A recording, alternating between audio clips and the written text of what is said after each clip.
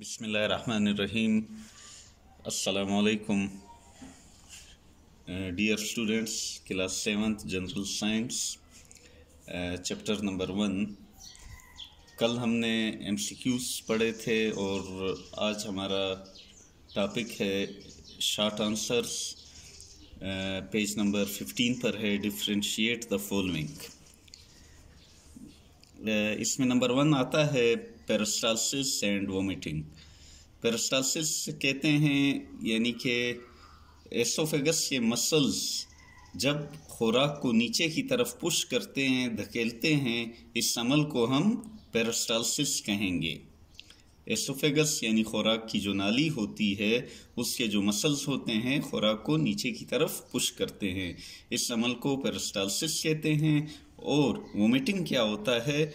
जब reverse process of peristalsis होता है, यानी कि पेरिस्टाल्सिस का अमल जब उल्टा हो जाए, यानी कि खुराक मुंह की तरफ उल्टी आए तो उसे हम बोलेंगे वोमिटिंग. उर्दू में इसे उल्टी कहते हैं. The reverse process of peristalsis is called vomiting. यहाँ पर आप नोटबुक पर देखिए और यही आप इसकी मदद से आप अपने नोटबुक पे लिख भी सकते हैं. नंबर 1 है peristalsis, oesophagus muscles pushing the food towards stomach, यानी कि एसोफेगस के मसल्स खुराक को नीचे की तरफ यानी स्टमक की तरफ धकेलते हैं. Vomiting, the reverse process of peristalsis is called vomiting due to which the food expelled from stomach through mouth, जिसकी वजह से यानी कि रिवर्स प्रोसेस ऑफ पेरिस्टाल्सिस को हम कहते हैं वोमिटिंग. जो वजह बनता है यानी खुराक स्टमक से मुंह के रास्ते बाहर निकल आती है. एक्सपेल्ड मीन बाहर निकलना. नंबर 2 है डायरिया एंड कॉन्स्टिपेशन. डायरिया क्या है? Diarrhoea is the frequent discharge of semi liquid faeces and loose motion, यानी कि पेट से खुराक का माया हालत में निकलना, इस अमल को लूज मोशन या डायरिया का नाम दिया जाता है. डायरिया में जिस्म में पानी और नमकियात की कमी हो जाती है. और constipation is when the discharge of faces becomes difficult. इसका ऑपोजिट है जब फेसेस का निकलना मुश्किल हो जाए, इस अमल को हम कॉन्स्टिपेशन कहते हैं. उर्दू में इसे हम कब्ज कहते हैं. नंबर 3 है small intestine and large intestine. Small intestine is a long thin coil tube. Small intestine एक लंबी कॉइल नुमा ट्यूब है, नाली है. The digested food is absorbed in the blood while passing through the small intestine. खुराक, हजम शुदा खुराक जब स्मॉल इंटेस्टाइन से गुजरती है तो खून में शामिल हो जाती है, क्योंकि स्मॉल इंटेस्टाइन में विली पाई जाती है. स्मॉल इंटेस्टाइन उर्दू में इसे कहते हैं छोटी आंत. और large intestine, in large intestine the undigested food is expelled from the body through the anus. Large intestine में खुराक जो गैर हजमशुदा खुराक होती है वो खारिज हो जाती है थ्रू द एनस, एनस के रास्ते जिस्म से खारिज हो जाती है और इसे कहते हैं उर्दू में बड़ी आंत.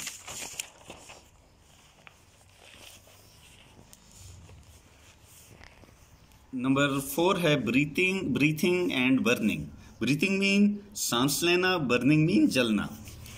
इन this process oxygen enter into the lungs while carbon dioxide and water are excreted. Excreted mean खारिज होना. कहता है कि इस प्रोसेस में ऑक्सीजन जिस्म के अंदर यानी फेफड़ों के अंदर दाखिल होता है, जबकि कार्बन डाइऑक्साइड और पानी खारिज हो जाता है. जब हम सांस अंदर की तरफ लेते हैं तो हवा की जो ऑक्सीजन होती है वो ब्लड में शामिल हो जाती है और पानी और कार्बन डाइऑक्साइड मुंह के रास्ते वापस खारिज हो जाता है. अब बर्निंग क्या है? इन this process oxygen of the air react chemically with materials. जो हवा की ऑक्सीजन होती है वो रिएक्ट करती है केमिकली तौर पर मटीरियल्स के साथ As a result, energy is produced in the form of heat. इसके नतीजे में तवानाई पैदा होती है, यानी कि हीट की शक्ल में तवानाई पैदा होती है और कार्बन डाइऑक्साइड और पानी का अखराज होता है। डियर स्टूडेंट्स, जब भी कोई चीज़ जलती है तो उसके लिए ऑक्सीजन का होना ज़रूरी होता है। हवा में ऑक्सीजन मौजूद होती है, वो रिएक्ट करती है केमिकली तौर पर, यानी कि कोई मटेरियल से मुराद जैसे कोई कागज़ आप जलाते हैं, उससे अगर आप आग लगाएंगे कागज़ को तो कागज़ जब जलेगा तो वो हवा से ऑक्सीजन खींचेगा, तो वो रिएक्ट कर देता है, केमिकली तौर पर रिएक्ट किया उसने, उसके नतीजे में एनर्जी यानी कि हीट पैदा हुई और साथ ही साथ कार्बन डाइऑक्साइड और पानी का भी अखराज होता है, रिलीज होते हैं। Number 4, villi and alveoli. Villi क्या है? विली है, villi is present in the small intestine. Villi small intestine में पाई जाती है। The digested food is absorb in the blood through Willie.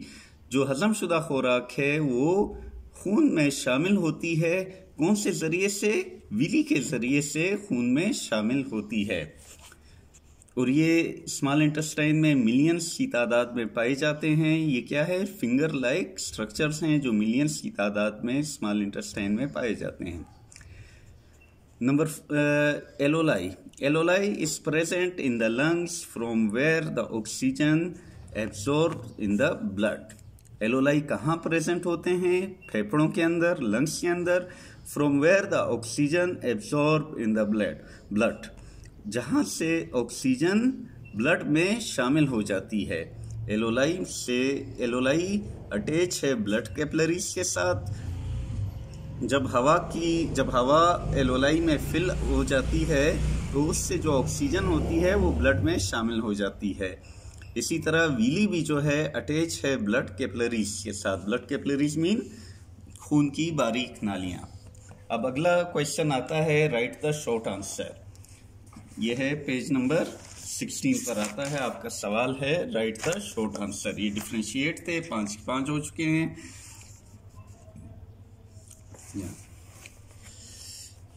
Number 1 है, how is the energy produce in our body. Energy हमारे body के अंदर कैसे पैदा होती है? एनर्जी हमने पहले भी पढ़ चुके हैं। ब्रीथिंग प्रोसेस में जब ऑक्सीजन हमारे जिस्म के अंदर यानी फेफड़ों में दाखिल होती है तो CO2 और H2O आर एक्सहेल्ड, यानी कि एक दफ़ा इनहीलिंग होती है। जब ब्रीथिंग हम दाखिल करते हैं तो उसमें ये तमाम गैसें अंदर आ जाती है, लेकिन जब हम एक्सहीलिंग करते हैं तो ऑक्सीजन हम रख देते हैं, कार्बन डाइऑक्साइड और वाटर को खारिज कर देते हैं। Oxygen makes respiration workable. As a result, energy is produced by oxidation. यानी कि हम यूं कहेंगे एनर्जी हमारे जिस्म में कैसे पैदा होती है? एनर्जी हमारे जिस्म में ऐसे पैदा होती है जब हम सांस लेते हैं, सांस के ज़रिए हवा जब दाखिल होती है फेफड़ों में तो ऑक्सीजन ब्लड के अंदर शामिल हो जाती है और ये ऑक्सीजन जाती है तमाम बॉडी के सेलों तक, ब्लड के ज़रिए पहुंच जाती है और पहले से ही वहाँ पे खुराक भी ब्लड के सेल्स तमाम सेलों तक पहुंचा देते हैं। तो जब खुराक और ऑक्सीजन आपस में मिलती है, यानी कि जब ऑक्सीडेशन हो जाती है खुराक की, तो उसके नतीजे में एनर्जी प्रोड्यूस होती है और CO2 और H2O रिलीज होती है, खारिज होती है। नंबर 2 है, describe briefly the function of small intestine. कहता है कि स्मॉल इंटेस्टाइन का फंक्शन क्या है वो बताएं। The digested food is enters into the Willie.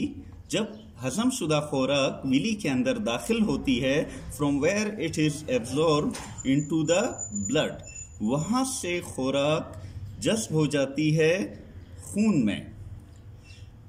सबसे ज्यादा जो स्मॉल इंटेस्टाइन का अहम काम है वो हजम शुदा खुराक का ब्लड में शामिल हो जाना। वो किस जरिए से होता है? वो विली की वजह से होता है। यानी digested food enters into the villi, जब विली में दाखिल हो जाती है, यानी कि विली कहाँ पर है? स्मॉल इंटेस्टाइन में है। स्मॉल इंटेस्टाइन में जब दाखिल होती है डाइजेस्टेड फूड तो विली से गुजरते हुए वो एब्जॉर्ब होके यानी कि ब्लड में एब्जॉर्ब हो जाती है। Number 3, what is meant by the diarrhea? Diarrhea is a frequent discharge of semi-liquid feces and loose motion, यानी कि जिस्म से सेमी लिक्विड यानी कि नीम माया हालत में फेसिस का अखराज कहलाता है डायरिया, जिसे हम मोशन या इसहाल कहते हैं। Describe the breathing process. There are 2 steps in breathing process. या ब्रीथिंग में 2 अमल होते हैं। नंबर 1 इनहीलिंग, यानी जब हम सांस अंदर करते हैं, और एक्सहीलिंग, जब हम सांस बाहर निकालते हैं। इनहीलिंग में क्या होता है? Inhaling process, breathing in the air containing oxygen enter into the lungs. Inhaling में जब हम सांस को अंदर करते हैं, जब लंग्स के अंदर जाती है तो हम उसमें ऑक्सीजन को रख देते हैं। और एक्सहीलिंग में हम क्या करते हैं? इन एक्सहीलिंग यानी कि जब हम ब्रीथिंग आउट करते हैं, air containing CO2 and H2O expelled from lungs, carbon dioxide और पानी का अखराज हो जाता है फ्रॉम लंग्स, यानी फेफड़ों से हो जाता है। इनहीलिंग सांस का अंदर दाखिल करना और एक्सहीलिंग सांस का बाहर निकालना। अंदर जब दाखिल करते हैं तो ऑक्सीजन रख देते हैं और CO2 और H2O एक्सहीलिंग में वापस निकाल देते हैं।